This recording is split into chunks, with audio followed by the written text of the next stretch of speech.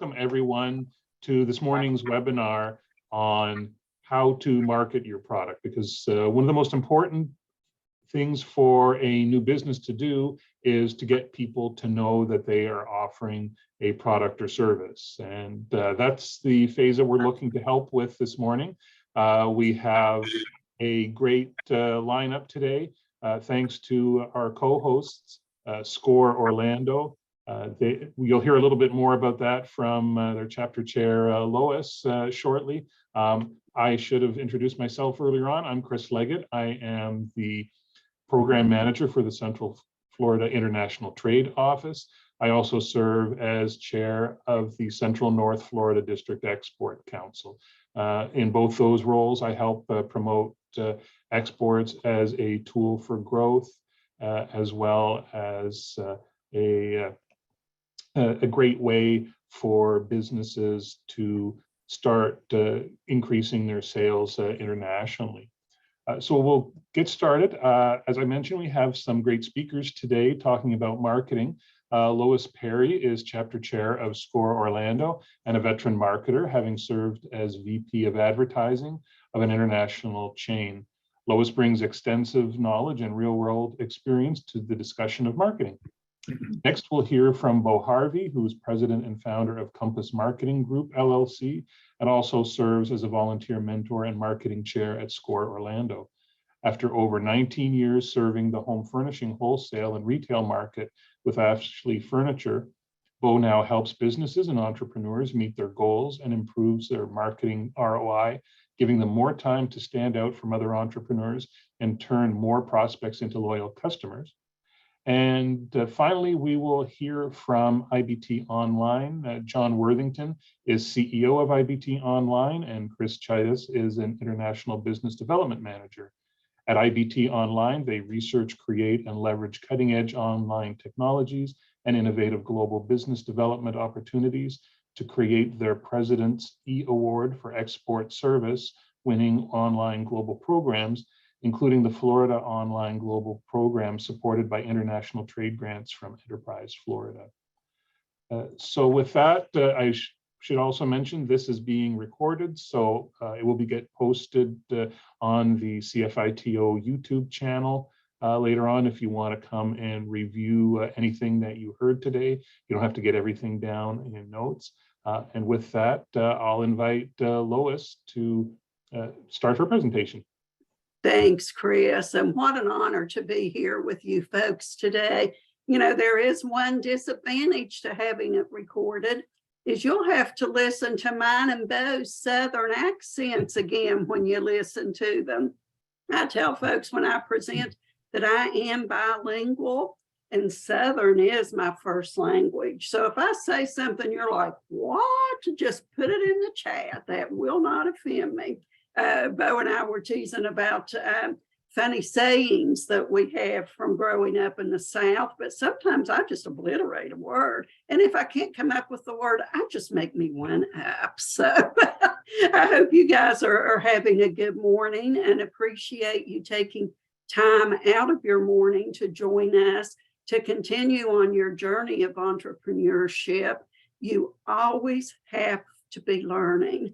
And you will find as you read studies of successful people, lifelong learning is one of the common attributes of successful folks. I've been with SCORE here in Orlando for 10 years, chapter chair, about 8 of those.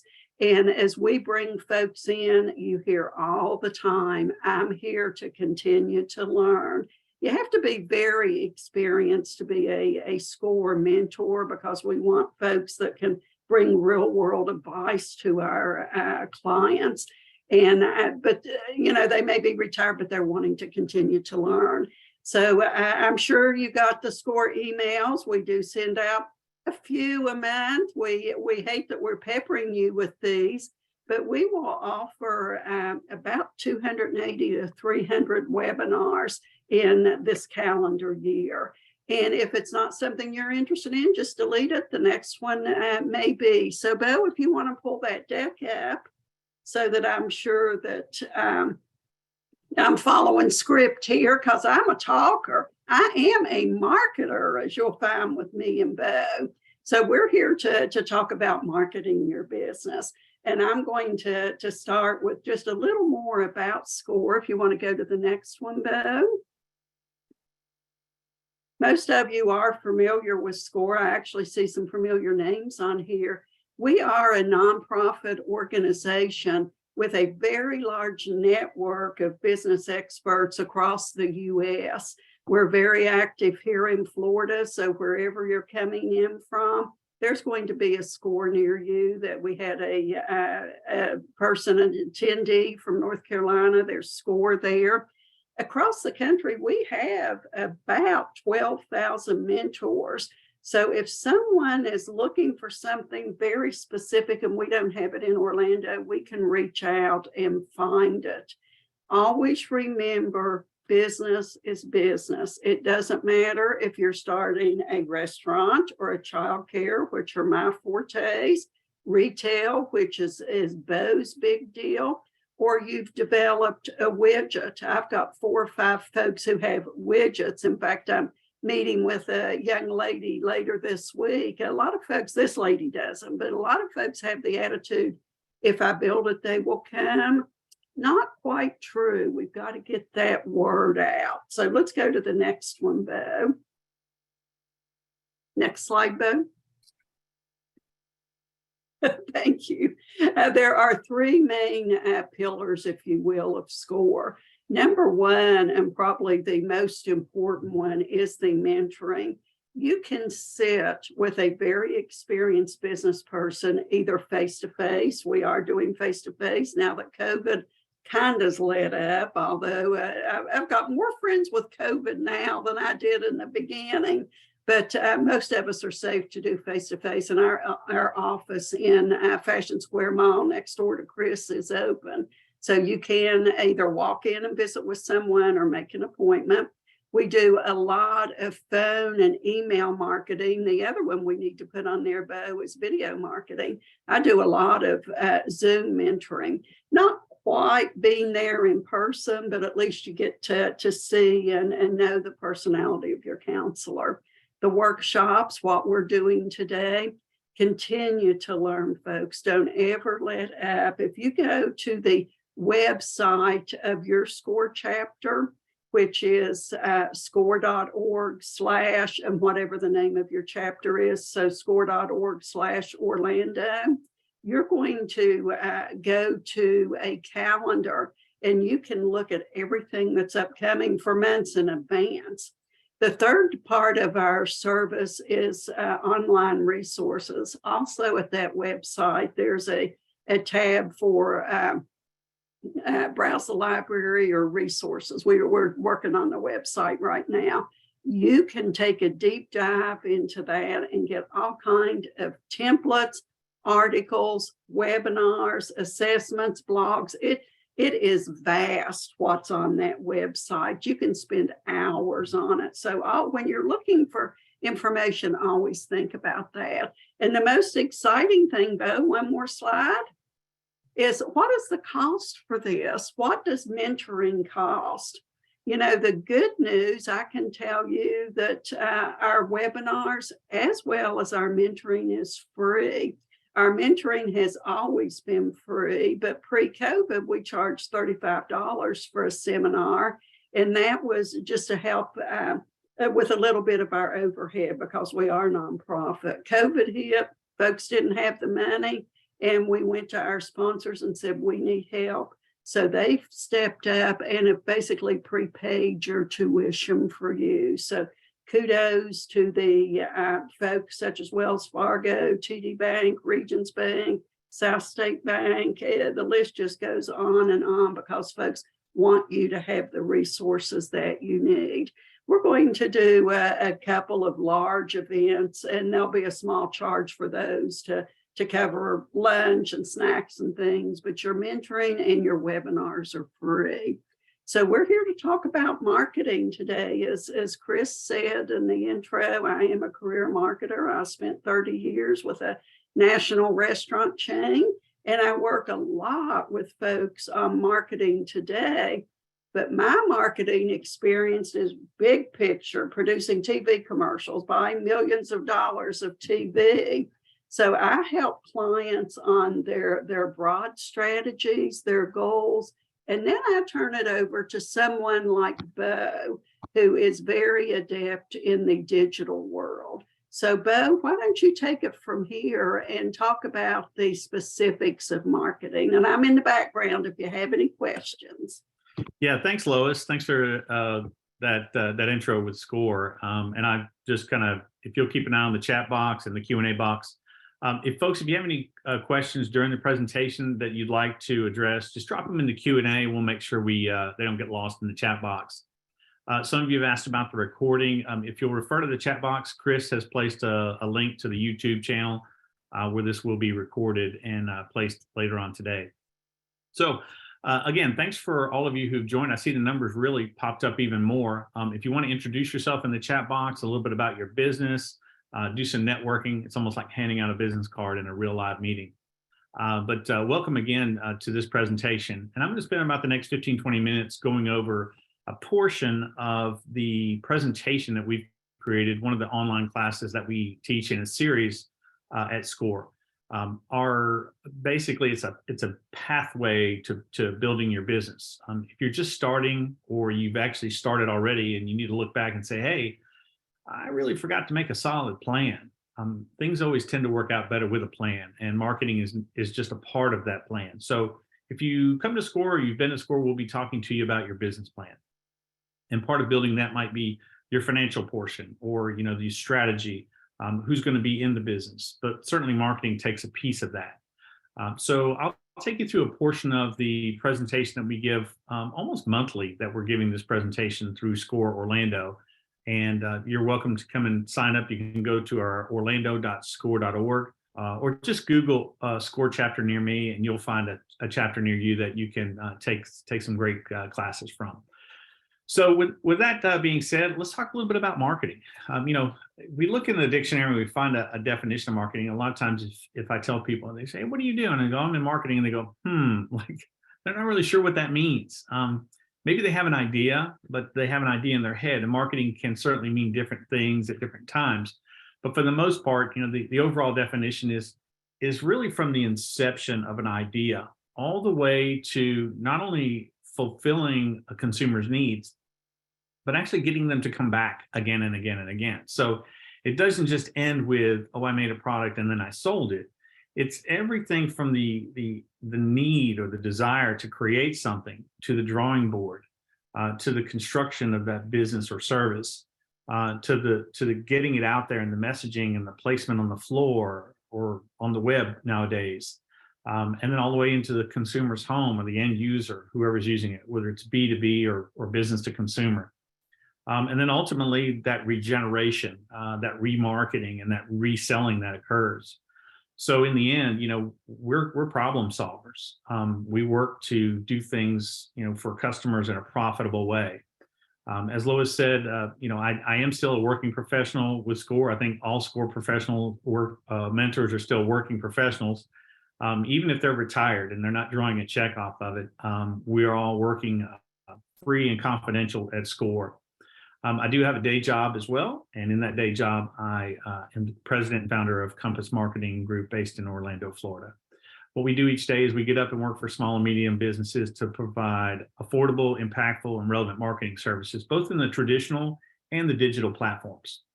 So we do radio buys, we do television commercials, we do print, all the older type stuff.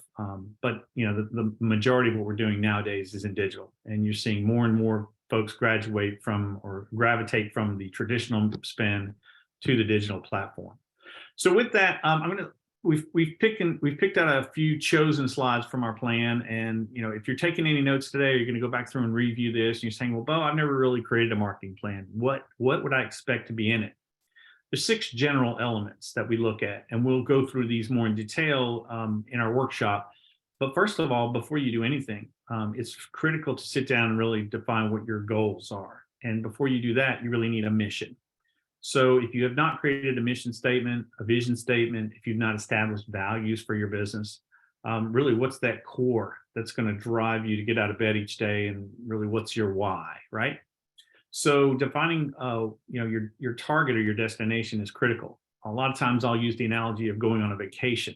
Some of us might just get out of bed one morning and throw some things in a suitcase and go, right? But we don't typically just go to the airport and then look at the board and go, well, where are we going to go today? No, you've planned for weeks or months or maybe even years or your whole life to take a certain vacation. There's a lot of planning and execution that goes into it. So why would your business be any different? Yet oftentimes, as we see as mentors, we have folks coming into the SCORE offices, or we'll do a consult, and people have they've gone 16 miles down the road and realized, well, they don't really know where they're going, and they haven't planned well enough for it. So they've run out of gas, they've run out of money, they've run out of resources. They had the great intentions in the beginning, but you really do need a plan, and a business plan will help slow you down and help you answer a lot of those questions that need to be answered. A big part of that is the second piece is conducting research in your marketplace. And nowadays, it's not only a physical marketplace in many cases, or a city or a region or a state or a country, but it's the entire globe in many cases. So conducting research is super critical. Again, not to be rushing into things. We say that wars are fought on the battlefield, but they're won inside the tent. It's where the planning and the strategy comes from. So that, again, creating a marketing plan will help you do that. Analyze your own situation. We always talk about competitive analysis in our marketing plans. It's one of the very first pieces of homework that I give anyone that I consult with. Probably the second or third thing that we talk about is what is your competitor doing? What does your competitive landscape look like? So you're looking at yourself, and you're really taking a deep dive into who you are and what you do well and what you don't do so well. And then you look at your competitors, and a series of those will start to paint a picture about how you really need to proceed in business. We'll talk a little bit today about the segmenting of your market and how to identify the targets. Again, looking at your competition is one thing, but also really understanding your client. Oftentimes folks will come into the SCORE office, or we'll do a call, and they'll say, hey, everyone buys my widget. Well, it's not entirely true. And if they did, it would still be exhausting to try to advertise to all those people. Let's really focus on the people that we believe will help generate 80% of our revenue. And typically that's about 20% of your base, or maybe in sometimes less. Next up would be developing your marketing mix. And those are what we call the P's of marketing, right? Your product, price, promotion, and then your placement, right? And ultimately, I love a fifth one, which is the people part. If you don't get the people part right, it can actually undo the other four. So with this, we focus on the 5 P's. In my business, I focus on the 5 P's of marketing. If you Google it, some people have 8 P's and 9 P's and 6 P's and 4 P's, but ultimately you need to decide which P's to really focus on in your business based on whether or not you're selling a product or a service. Are you business to business, or are you business to consumer? So developing that marketing mix is critical, and that takes a lot of time. And it's ongoing. You always have to ask yourself when you're working on something in your business, and some of you already have your list made out today, and I know you're going to be working on something in your business, but which of the P's are you working on? And oftentimes we spend way too much time working on the product. And we forget about the pricing, the promotion. We forget about how our margins look. We forget about where it's located in our brick and mortar store, or maybe where it's located online. So those are all critical things to consider. And then finally, after all of this, you have to spend a lot of time monitoring and readjusting and recalibrating your course. Just as if you were on vacation and you're driving to a destination, sometimes you take a wrong turn, or you get off on a detour, and you have to get back on track in order to get to your destination. So we spend a little bit of time in this workshop just really teaching folks how to monitor and control and revise what's happening in their business. There's a lot of data out there in the world. These are a few links that we love to share with folks during any SCORE mentoring. A lot of great government sites that you can go to.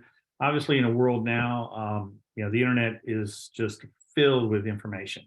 Not all of it's perfect, not all of it's good, but these are just a few groups or sources that we love to share that can certainly not only give you good resources for your business, but also good resources for your learning. So in terms of market segmentation, these are just a few things that we like to point out. Again, getting back to looking at how do I divide or segment my markets, and thinking about what does my customer look like? How do you narrow that market down just to the people that will be most likely to respond to what it is you're offering, whether it's a good or service or a combination of both? It gives you real focus. So when we do Facebook campaigns, for example, oftentimes when we first start out, we can't just do a week or 2 weeks or 4 weeks of marketing on any one particular platform. We have to commit to a series of months. Sometimes it's 3 months, sometimes it's 6 months before you actually get the data back that you really need to make smart decisions. So you can gather some information along the way to adjust your course and to improve your course. So making sure that you're staying focused. And one of the beautiful things about digital marketing now is there's so much insights that come back from everything we do. We don't have to voice our opinion. We leave our opinion at the door, and we let a lot of the data dictate what we do next. So consumers will tell you how they want information relayed to them. What goods and services do they want to see at what price? So gathering a lot of that information can be critical for your business. Again, doing segmentation prevents you from wasting resources. Instead of doing our spend in a shotgun fashion, think of a billboard, right? Hundreds of thousands of cars drive by it in a month, but is it really speaking to your customer? And then how do you know, right? So it prevents you from doing a lot of waste in terms of not only money, but also time and effort creating a lot of these assets. And then ultimately, it helps you connect with your customer. It helps you connect with the people that want to connect with you. And that's sort of a Zen thing when it comes to business. When you look up and you're like, wow, we originally said that these were our customers, and were we right or wrong? But the data has driven us in a different direction, or has driven us in the direction we wanted to go. But ultimately, you're reaching your customer and you're satisfying their needs. And that's a big part of what marketing is.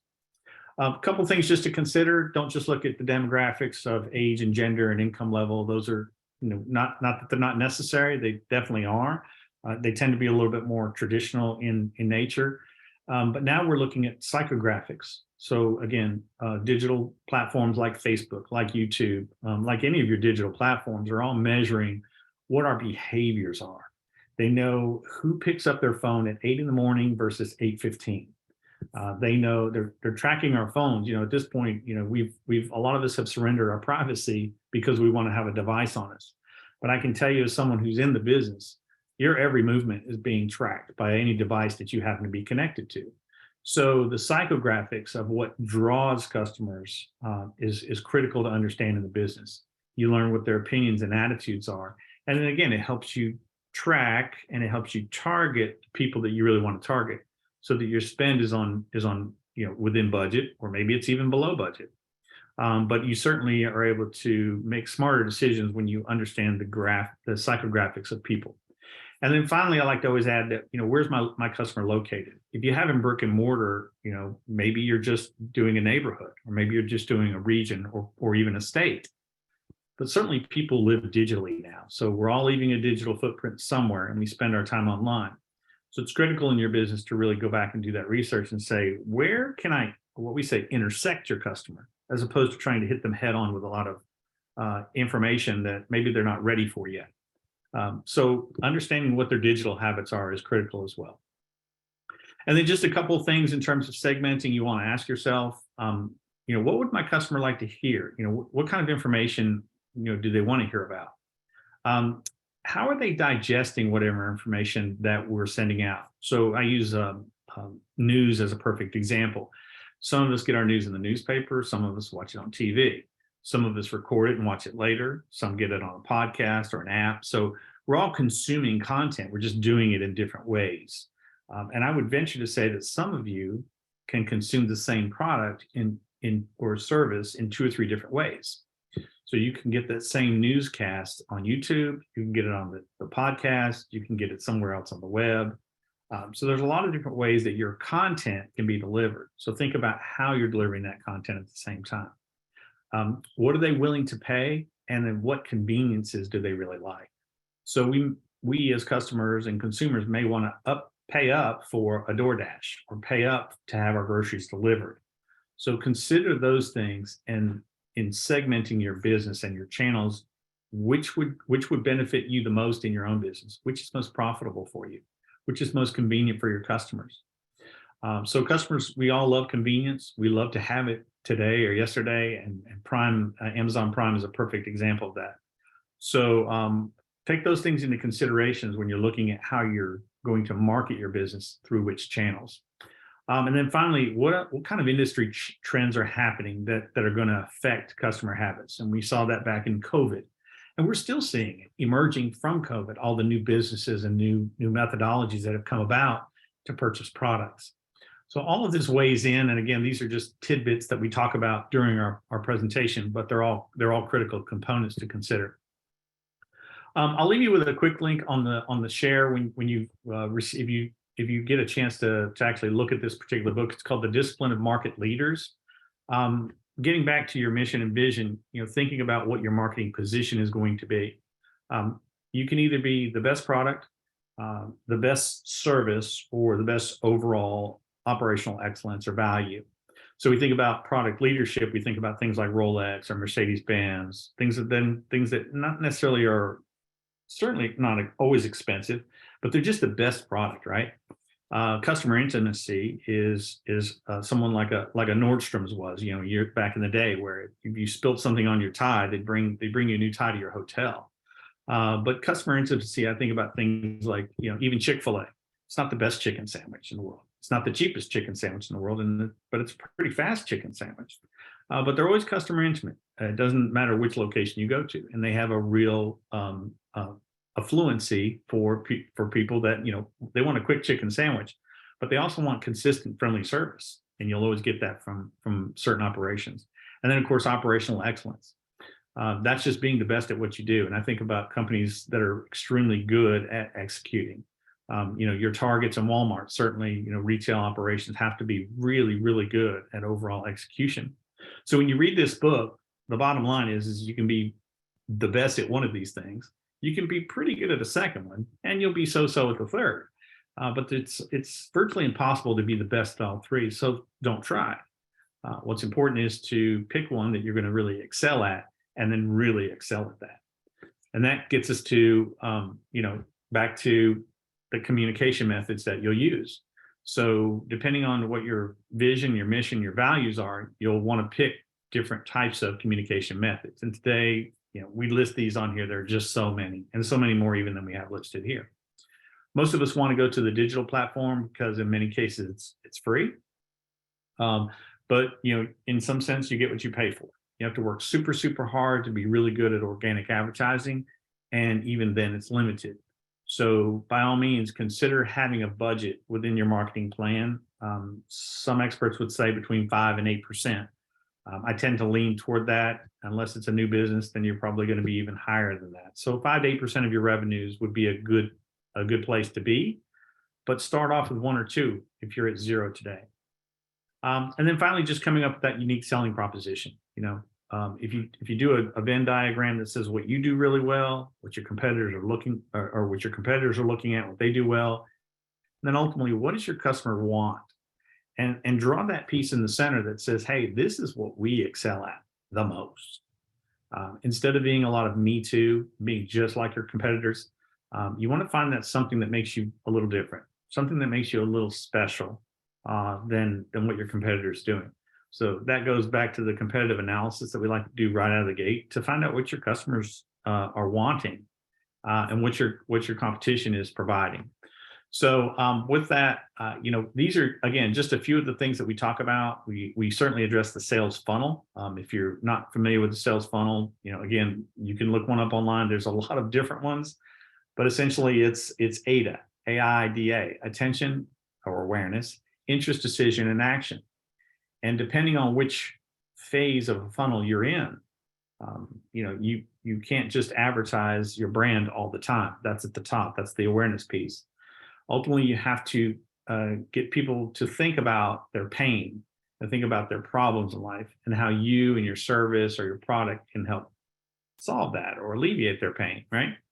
That gets into the decision point, and then ultimately to the conversion or the action point. And then when they come out the bottom of the sales funnel, that's a conversion, a revenue, and ultimately we want them to go back into the top. So at the top, you're going to be branding. So branding, I think a lot of times, if you think about some of the advertisements you'll see now, there's no offer. There's no, anything funny or catchy or whatever. It's just the brand. And that's just creating an awareness. So if you're in your business and you're constantly trying to give offers and give deals and discounts and eroding your margins, you're trying to live in that action field. It's not the only place there is to advertise. So we teach a little bit more about this in our presentation, but it definitely warrants looking at once you've established what your proposition is going to be.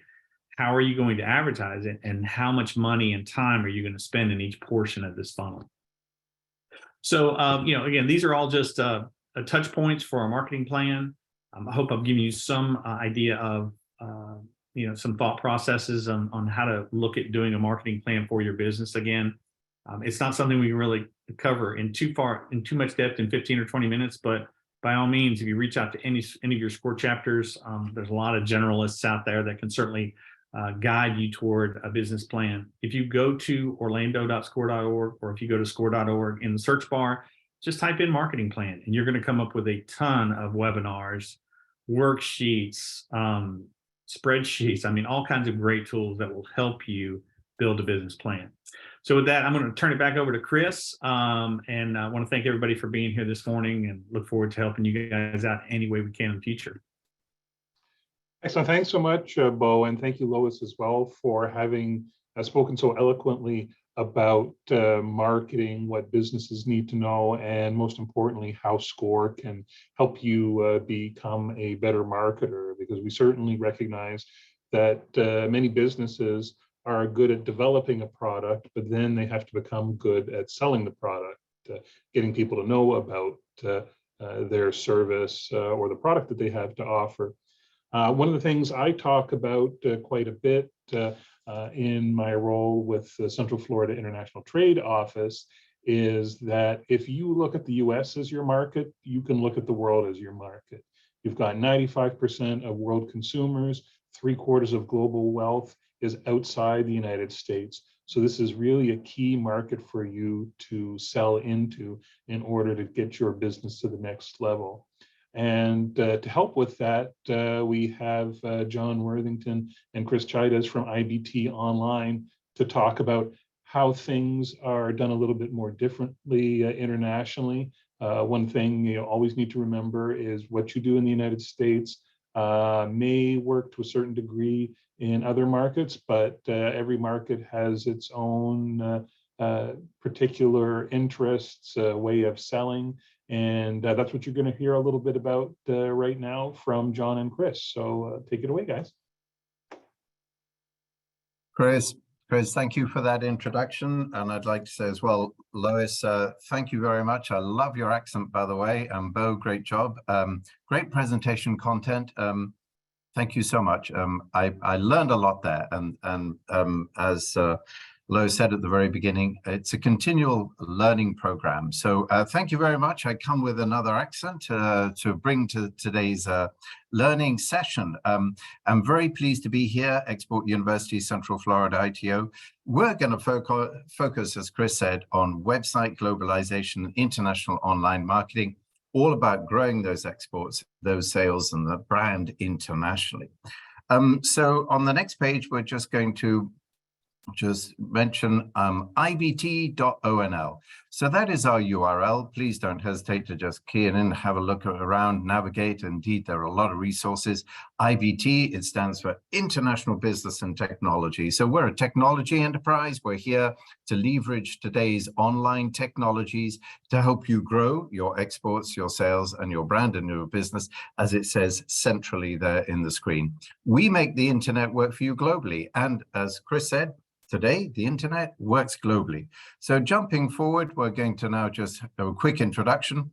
My name is John Worthington, and you might have guessed I'm a Brit in origins, or actually still a Brit, and of course, always a Brit. Very pleased to be here. I'm CEO of IBT Online. IBT Online is about 20 years old, which is a long time in the space of digital and internet. I hand over to my colleague, Chris. Chris, good morning. Good morning. Thank you, John. And yes, thank you, Bo and Lois, for the wonderful presentation as well. My name is Christopher Chidas. I'm a business development manager here at IBT. I'm currently based out of our Fort Lauderdale, Florida office. So not too far away, right down the street. But that being said, our programs, and of course we'll go more in depth into those, but they're really focused on helping, particularly here in Florida exporters reach these global markets. So very happy to be here today, and of course present over it as well. John, back to you. Yeah, Chris, thank you so much. So we're going to just take you through very rapidly 3 areas of today's agenda, which is sort of number 1 is why digital and why now. I'm just going to give you that 30,000, that Bigfoot view that in a way has already been extended by our colleagues Lois and Bo. Digital is really here. It's today the #1 marketing and #1 sales tool you've got. And our advice very simply is please pay attention, use it. And if you're not using it, I'd say also then be thoughtful to what's happening tomorrow. Digital is on a one-way path to become more and more important in every business's success. I'm going to then hand over to my colleague, Chris. Chris is going to talk about strategies for success. And then in number 3, international online marketing exporters, and very specifically for Florida exporters. We're very proud of our programs with Enterprise Florida and helping Florida exporters grow their businesses internationally. So why digital? Why now? Well, as we move into the slides, well, there's SAP, Digital Selling Professionals. The whole point of digital is to get out there and look at how you can grow your business and how you can get out there. There's a lot of studies, and not least of which is that digital is there for larger deals and more likely to exceed quotas is a standard, shall we say, buzzword. And as we move through the slide deck to the next slide, what we're going to see is digital selling and online marketing is no longer nice. It really is a necessity. If you are looking to develop and scale your business, this really is the way to do it. In the next slide, what we can then pay attention to, and we recommend strongly, and we are always looking at Hootsuite. If you want to look at Hootsuite data, I mean, we recommend it strongly. If you're looking international, just figure out that the world's population is 8 billion. There you go. Think how many people are using mobile. Think how many people are using internet. Think how many people are using social media. Therefore, today, these tools exist to enable you to communicate with all of those people that are online. The US commercial services tell us again and again about the opportunities internationally. We work very closely with the US commercial services. Indeed, we won the President's E Award for working with US exporters. And our job is to leverage the internet and the tool to access internet users and social media for exports. In the next slide, we're going to be looking at the overuse of social media. Now, social media is very important to your international business development. I'd say, please look at your social media presence and how you can leverage that internationally, because you can communicate directly, I mean, directly with audiences that you want to outside the US. And one of the platforms to do so today, of course, is social media. Many, many successful US companies are leveraging their social media channels to boost their exports and really grow internationally. So there are some big figure numbers about the usage of. I won't dive into them. We don't have that much time on this. And so we move to the next slide. And then the next slide, we're going to talk about the new era of buyers. And the new era of buyers is, Chris, is this where I hand over to you, or am I still going? I can go ahead and jump in here. Perfect. Chris, over to you. Thank you very much. All right. Thank you, John. So yeah, as John was mentioning, so that was sort of an overview of really the digital landscape, and some of those numbers out of 7.99 billion people, now 8 billion. So that was actually in October of 2022. We're seeing a rapid utilization, rapid digitization of a lot of business and of course a lot of business processes as well. So what this really goes into and what we want to cover real briefly is sort of what this new era of buyers is and what they're looking for specifically. So, here we see sort of a new workforce. So millennials and Gen Z taking on more leadership roles, and really what they expect and what they look for are those online resources. These generations are quote unquote digital champions. So again, they do expect those online resources, and they're new decision makers also. So You know, a lot of times when they come in for making their decisions, they're doing research online, they're looking up online reviews. They're really integrating some of these online resources to really make these comparisons between, you know, different companies or different products as well, and really just make the smartest decision based off that. So what this means as well is that there's a shift in B2B buyer perception. So this is directly from Gartner, but they predict by the year 2025, 80% of all B2B sales interactions between suppliers and buyers will occur in digital channels. 44% of millennials actually prefer no sales rep in interactions in B2B purchase settings. So they prefer to really have that information at hand and be able to make their decisions based off that. And 77% of buyers don't believe sellers understand their business well enough to be helpful. So again, really that main focus on providing the information and doing so via different marketing channels, social media channels, digital marketing platforms as well. What this means is that, you know, there's also a new business climate, and we're seeing sort of that shift now with, again, the rapid digitization of a lot of business processes. And this really is the future of sales. So, you know, when we look at the future of sales, 3 things identified by Gartner was the digital first, omni-channel, and customer-centric approach. So we'll dive into this a little bit more each one, but sort of a high level digital first is a hyper automated sales process, really being very engaged with your customers. Omni-channel, so having a very personalized multiple touch point channel, and then being very customer centric. So again, investing into this digital technology to provide the resources as well. So the first part, sort of being digital first, what does it mean? Well, it means there's a big focus on social sellers. So think of the people on your sales team, think of the people on your marketing team who are active on LinkedIn or Twitter. They are what you call your social sellers. So social is a new venue for networking, really being able to build trust as a sales rep and brand. So here we just have some numbers really on the experience of having a higher return on investment from social selling versus traditional selling, as well as just 2 examples that we have there of some LinkedIn videos where we really were able to just go into high level topics and provide that thought leadership as well. Again, as mentioned by Gartner, they do predict by 2025, 80% of all interactions in B2B sales will take place in the digital world. So, you know, as John just mentioned, you know, we're forward thinking in terms of, you know, what's coming up next and how can we best prepare businesses for it as well.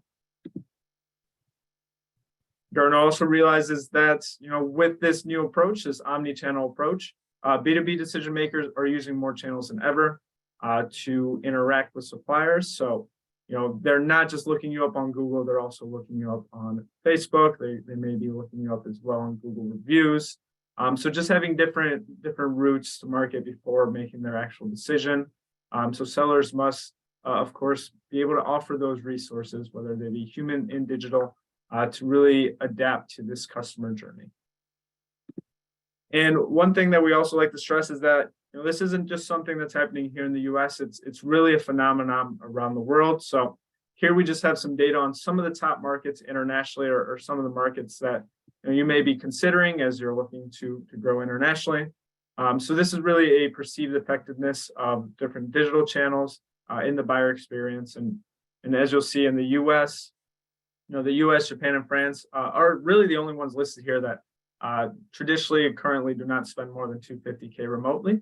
But you know, just because you may not be comfortable making purchases that big doesn't mean that your client may not be. So again, we have to think like international customers, and of course, think globally in that scope. All right. So with that, some strategies for success and really how to be successful in this new international online climate. The first is to meet customers where they are. And this really goes hand in hand with, you know, as we were speaking earlier about the 4 Ps and of course the process or the placement and of course the customer. So, you know, being able to meet them where they are to provide the information for them. So the question is, and really one of the first primary questions as we're looking to build out that marketing is where are your buyers? So where are you able to actually get in front of them and where do they spend their time at work? So what are their potential customer touch points? Are they on Google search? Are they searching on social media, localized websites? Are they on B2B platforms? Are they at trade shows? Are they events? So really being able to put yourself in their shoes. Where are they searching for products and services? Where are they going to look first? And how can we get there to be able to provide that information? The second is the ability to speak their language. So now that we're there in front of them, how can we speak their language, and how can we, of course, make it easier for them to learn more and to follow up as well. So this goes beyond translation. So this includes, of course, translating content, translating product content as well, converting units of measure, converting currency, and really just being able to build out a localized site, of course, for them to actually be able to find you, be able to understand, and be able to do business internationally in their global market. Third is to be creative and be an international content creator. So what does this mean?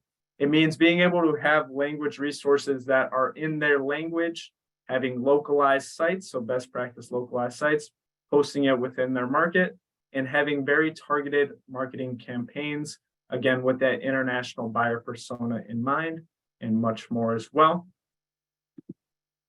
When it comes to international buyer persona, of course, your buyer persona is really who is the exact target market, as Bo had mentioned, really focusing in on what that demographic may be, who is most likely to need that solution, to need the product, the service, internationally as well. Is it any different from the domestic? If so, in what ways? Are there multiple buyer personas in these international markets? And really, how do you treat distributors as a buyer persona? And how do your buyer personas find you, interact, and engage?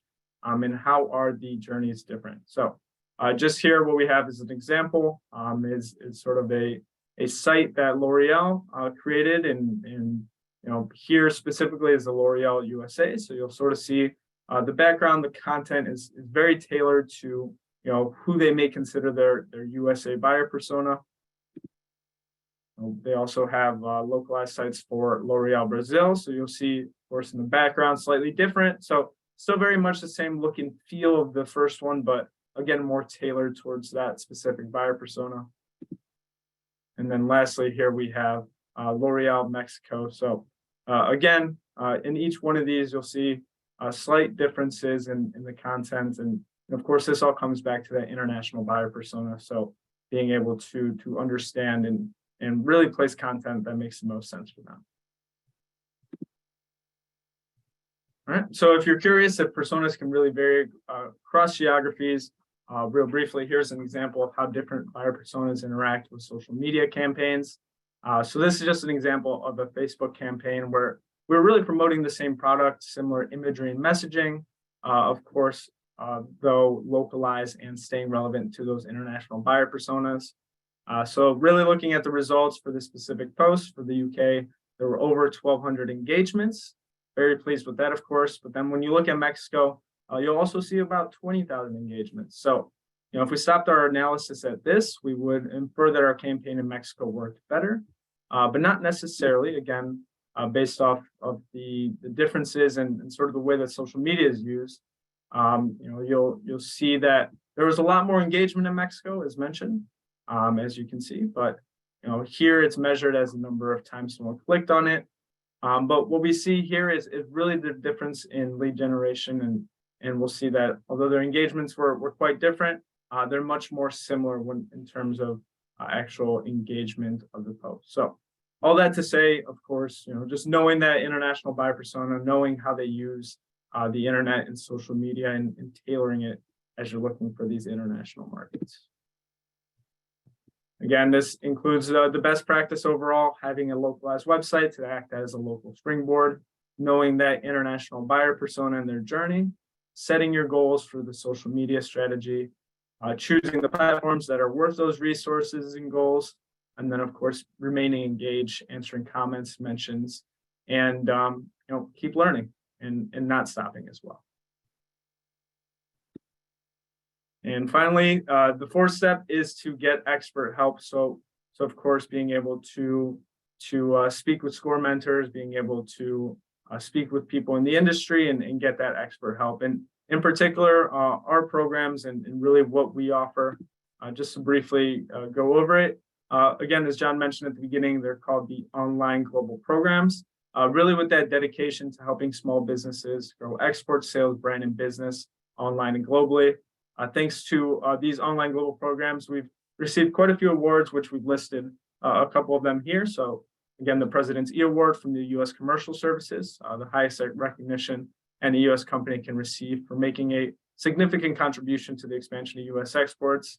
Also the CITO Champion of Trade Award, the NASPA Advancing International Trade Award, and more recently the NC Governor Export Service Provider Award. All that to say, this is a space that we're deeply familiar with, and of course, very successful in terms of helping exporters reach these international markets.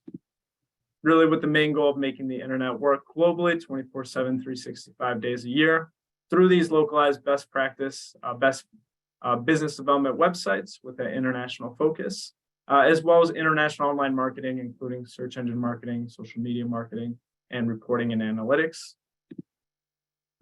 Again, with the main goal of growing exports, sales, brand, and business.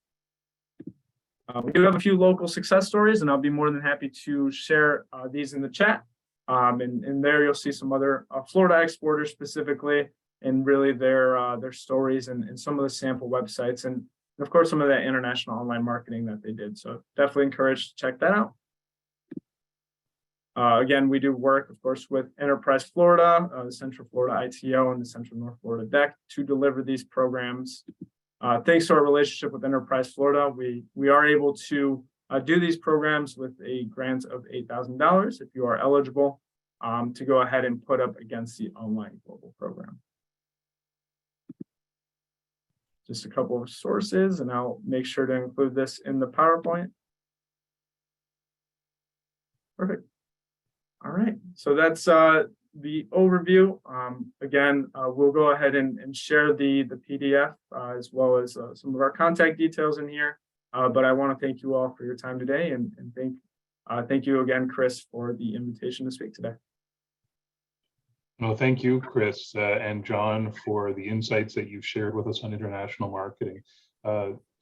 Looking beyond the U.S. borders is really a key way to grow your business. And in addition to marketing, there are a lot of resources, including the Central Florida International Trade Office. But we also heard Chris talk about the U.S. Commercial Service, about Enterprise Florida, with the Central North Florida District Export Council. They're all there to help you get started to increase your sales globally. I don't see any questions yet, though we still have a few minutes. Maybe I'll start off with one for either Bo or Lois. At what point in getting your business started do you need to start thinking about marketing? Where does this become part of the discussion, part of your calculus is how to proceed? Let me take a start at it, and Bo, you fill in what I miss. Marketing is one of the foundations of writing your business plan. You have to prove to yourself and to vendors, if you need to go that route, that your business idea is viable.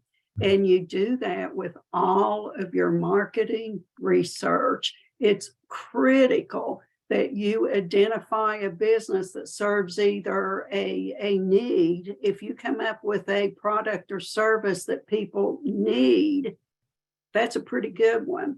Or at least something that folks really, really want. My newest hot button is house cleaning services. That's getting very, very difficult to find, and it's getting very, very expensive.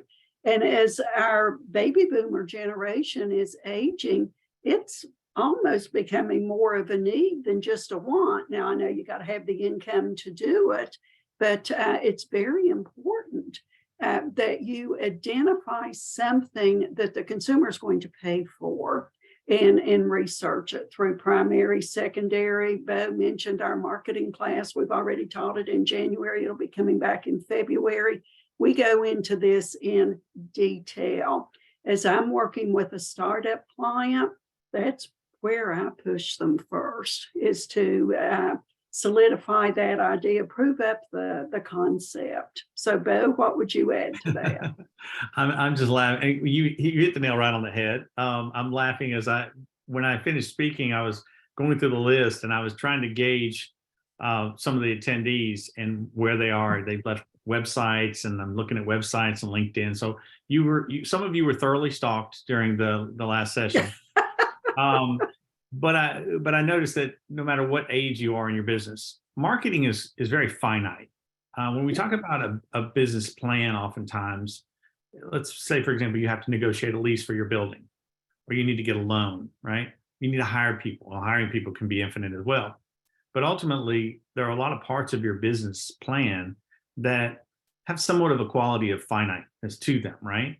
I need a loan, I need to get some money, open the store, I signed the contract, whatever. Once you do it, it's kind of done, right? But marketing never ends. Marketing and sales, they hold hands. And if I said on the call, who's in sales, you all better chime in and say, we're all in sales. Doesn't matter what position you hold in the company. So sales and marketing hold hands all the time, and they should. Marketing will bring them to the door and get them through the door in many cases. And in some cases, the offer might be so good, the customer comes in and says, I saw your ad, I have to have this. But ultimately, sales and marketing, in my respects, in many businesses, should be somewhat decoupled in terms of areas. But marketing is ongoing. It never really stops. So yeah, you should start early, start often, and don't ever let up off the gas. Yeah, absolutely. Yeah, coming from a 30-year career in marketing, just as soon as you get a little comfortable and think you have the world figured out, boom, you'll get hit with something. Who would have ever thought in March of 2020 that in our country we would be closing down businesses because of a pandemic? That was a huge marketing challenge. Bo and I were at our office the day we were doing that. And I said, Bo, I'm not going to do good through a pandemic and being told to stay home. And he says, Lois, marketers set fire when we don't have stuff to do. Yeah. So who would have ever thought that challenge would have come up? So whether it's economic, supply chain, I work with a lot of folks who have a product, and managing that inventory against orders and lead time, that's a marketing science in itself. It falls into supply chain, but marketing comes in with that. So it's ongoing. So long answer, Chris, but hope we gave you what you were looking for. Well, that's great. That's exactly what people need to hear, because these things may seem simple, but really they do require a lot of thought, and that's where having partners like SCORE or Orlando can really help, as you can talk to some of the people who are expert in these and who have a wealth of experience that they're willing to share. And as Lois has mentioned previously, it's that great four-letter word, FREE, free. It's the advice is worth a fortune, but it doesn't cost you anything. I was also thinking in terms of on the international side of things, language can potentially be a barrier. So how is someone like IBT Online able to help someone who's an English speaker market into a country that where the customers are going to not necessarily want to get communications with them in English? Awesome. Yep. No, that's a great question, Chris, and definitely something where that's one of the largest reasons, or one of the largest drivers behind, of course, being able to speak to those customers and really build out that international marketing strategy, etc. So one of the things that of course we do offer through our programs is that specialized translation. So we do work with our clients, we do work with our prospects to really identify their markets, identify what language they'd want to use there, of course, and really what language, I guess should be better said, what language their target persona is typically using there. And then just working with best practice language specialists too.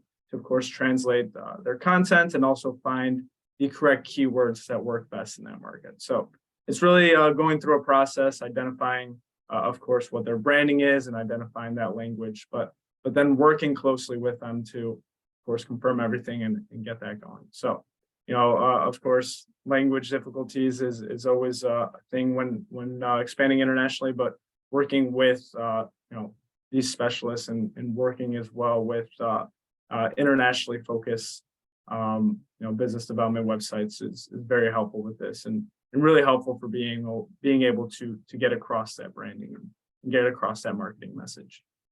So can you translate to Southern for me and Bo?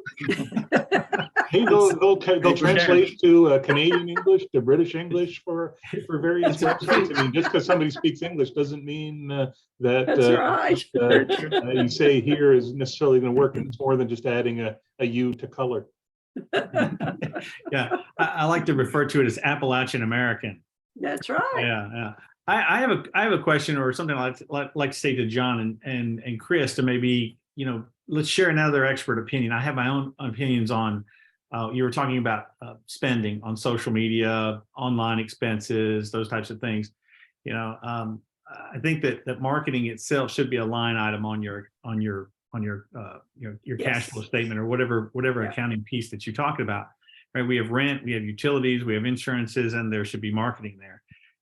Talk to us a little bit about, or give me your opinion on the idea of trying just to go at it all free, just going at it all organic. Oftentimes people are like, well, I don't have the money, or how do I get started, or people listening, or, spending money on social medias for big businesses. Talk about that a little bit. I guess I could then, Bo, jump into that.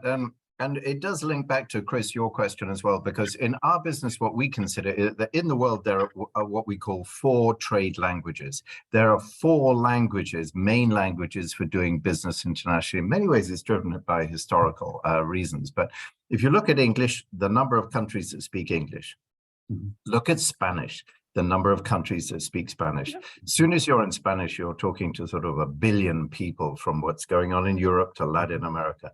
The other one that you really need to get your head around is French. French is an enormous trade language, and where French is spoken. And then, of course, finally, there's Arabic. Now, a lot of our clients, we say to them, cover those 4 languages and you can talk to, shall we say, many of the billions of the world's population and really go after them.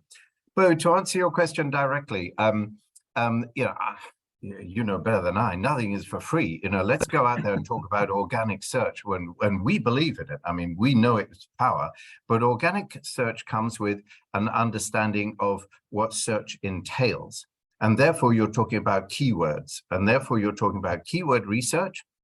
And it means you understand how your clients and your own English language website is using keyword research, and how you use that when you have the keyword research, how you build that into your online presence, the back end of your website. So a sort of relatively technical build, which comes with a certain amount of expertise there. Somebody has to go and do the job. So let's take that. What we do is we sit down with our clients and say, your keyword research and all your Google Analytics and your data, let's put that into Spanish. So we go to and understand, and again, you have to think about Google. Google is not one Google. Google is about 150 Googles. And if you look at Google.mx, or Google has very, very smart people in all of the world's major markets, all of the US's major export markets. And these people are out there making website localization and search local. So next time you're in Mexico, please go online. You'll see your Google.mx and you'll do search. Results completely different to what happens to when you're in the US. So what we do is we do keyword research. We do keyword research all about Google Analytics in Google.mx for Mexico, for example. And with that information, we build that into the back end of our Spanish website for Mexico. And so to a certain extent, you've got free search engine optimization. And that's the way you can build your organic traffic. But guess what? It ain't free, because somebody has to get out there and do the work. You've got to do the research. You've got to understand the analytical tools, and then you've got to build the back end. But essentially, that's the process, and that's what we do for our clients so they can be organically found in their target markets. How about that for an answer, Bo? Does that get it? Yeah, that's fantastic. And I spent years when I traveled internationally, spent a lot of time in Latin America. And we would even have documents written, in English. And we're like, okay, well, let's translate this into Spanish, for example, so we can share it in other countries. But even within those countries, there are nuances. Oh, yeah. People from Colombia think Peruvian Spanish is not even Spanish, right? So,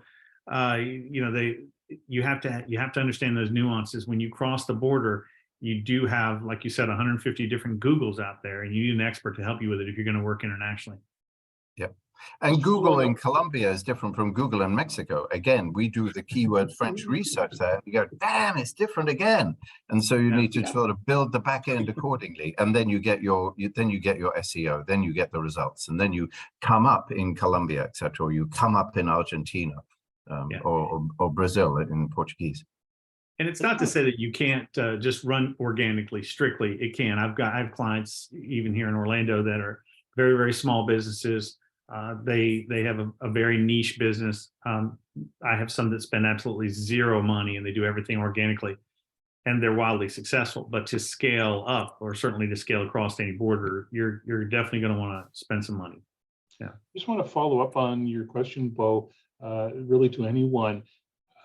As a new business, it's important to set aside funding and have this as part of your business plan for marketing. But how do you figure out what the budget should be? Obviously everybody would love to be able to spend $1 million and get a big media buy, but that's not realistic. So how does somebody figure out their budget for marketing as they're getting started? I would just answer that and say it comes from the market research. I mean, you think about what is your business? What are you selling? Have you done Chris, I loved your analogy of really thinking about those customer personas. Do your persona analysis early on, right? Because who am I really trying to target? And in the exercise we do, I typically start with at least 5 personas, and we actually name them. And we name what their fears are. We name where they like to shop. We talk about some of the demographics, but we also talk about their habits, right? Where do they get their social media? So ultimately, we find a myriad of different channels, if you will, that we can advertise on. The one that makes the most sense out of the gate is Facebook. Almost 3 billion people looking at it, at any given moment. It's a great place to advertise. So you want to have a presence there. Again, branding, right? You're not there for necessarily conversion.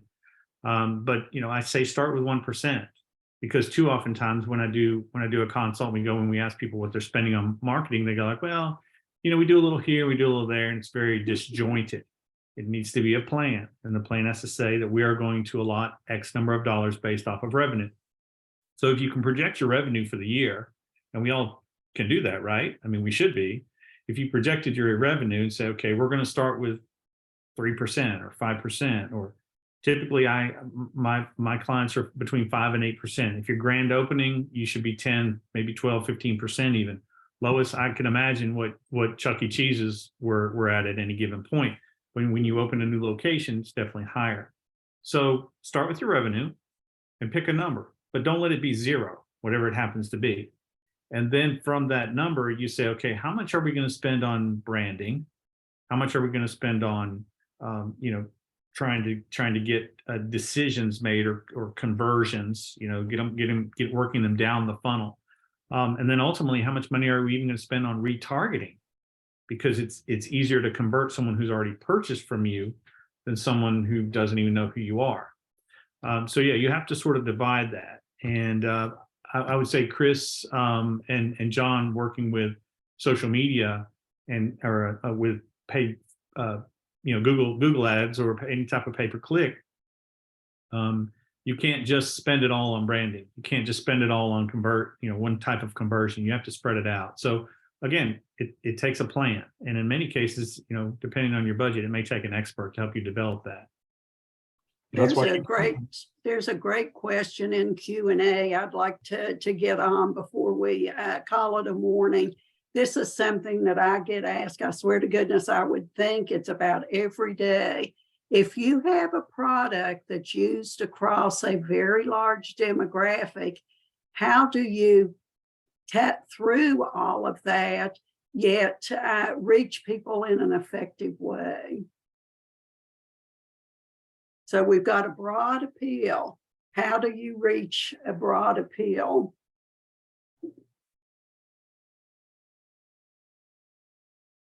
Do you start at shotgun? How do you do that? I'm sorry, I lost that question. Oh yeah, so a broad appeal on the project, the product that works across the large demographic. Yeah. Well, again, it's I hate to repeat myself, but have we done a customer persona? Have we done a competitive analysis? Who is your competition? Number one, have you established who they are? And then how are they reaching that customer, or what customers are they reaching? And I honestly believe that a lot of times you have to take your wallet out and you have to follow your competition's sales funnel, and you have to buy something, right? So in other words, go to their website and wait and see what happens. Don't do anything, just wait. And does a pop-up window come up immediately that asks you for your email, for example? Because that's how they're building a list. And if you're not building your own list, then shame on you. You should be doing that. But wait, what if the pop-up window doesn't happen? What if nothing happens? Okay, great. I'm going to scroll. I'm going to click on some links. I'm going to leave, and I'm going to come back the next day. What happened? Were they tracking me? Because many companies are, and they can retarget you even though you didn't leave any information sometimes. I get postcards at my house when I track certain companies. I never left them information. How in the world did they know where I lived? Digital marketing. It's frightening, but it's true. So follow the sales funnel and then go to a page, put something in the cart, stop, wait and see what happens. Does anything happen? Does a pop-up happen? Maybe you leave the site. I never buy anything the first time online when I'm buying it personally, because I know if I leave the shopping cart abandoned, what's going to happen? They're going to retarget me with probably a nice discount. And if I open that and then I wait a couple more days, I'll get a sweeter discount. And I get discounts sometimes up to 50% off. If you're not playing the system, you're getting played. So follow their sales funnel, but ultimately buy something. Have it shipped to your home. What does the packaging look like? How long did it take? When you opened it, what condition was it in? And then what if there was a problem? Can you call the customer service? So we see what I'm saying is that, are you really shopping your competition? Or are you just saying, well, yeah, my competition's Bob's Marketing down the road. Yeah, I've known them for years. No, you don't really know them. Know thy enemy. Know thy enemy. So I'm not sure I'm answering that question directly, but I would say if you're spread over a large demographic, it's probably too large, right? You need to, 80% of your volume is going to come from 20% of your client base. Yeah. Maybe even less. In my case, it might be 10% or 6%. Really focusing on the people that are going to generate the most amount of volume for you, because everyone is not your customer. Got another question here, and I think I know what the answer is going to be, but it's what if your organization has just lost a major client and funds are tight? What should you be doing for marketing? The first lecture you're going to get from me is don't put all your eggs in one basket. We have this happen all the time. Folks will come in just panicked. I lost my major client. Well, how much did they represent? 90%. Don't ever allow your business to get to that point. Diversify, bring in more clients. Even if funds are tight, you're going to have to mount war to go out and find that diversification now. It's far easier to prevent than to get into this situation. But if you're there, you got to fight like heck to start getting some more new clients in. Those of you that are already in business out there, look at your spread among your clients. I can guarantee you, Bo Harvey, when he looks at his percent of his marketing company revenue by client, he's going to be heavier on some of these bigger ones. But if he loses any one, it's not going to take his business down. That's where you've got to be proactive. But you're in that situation now. We worked with it was a marketing company who lost their big client, and they just had dribble income after them. And we went through every line of their business. They had to fire people. They wanted to keep their overhead at $50,000 a month with no income coming in. How much money's in the bank? Well, about 25,000. You got 2 weeks of payroll. What are you going to do? You've got to make tough decisions, and you've got to do guerrilla marketing if you don't have the funds to put it against paid marketing. And it's the same approach if it's a service industry, same thing. If you lose that big account, you've got to get after it, and you got to play hardball. Yeah, I would just say for myself in closing is that a lot of times we get a lot of requests right now, probably more for marketing than anything. Yeah. Marketing is not your business, right? And that's how I make my living, right?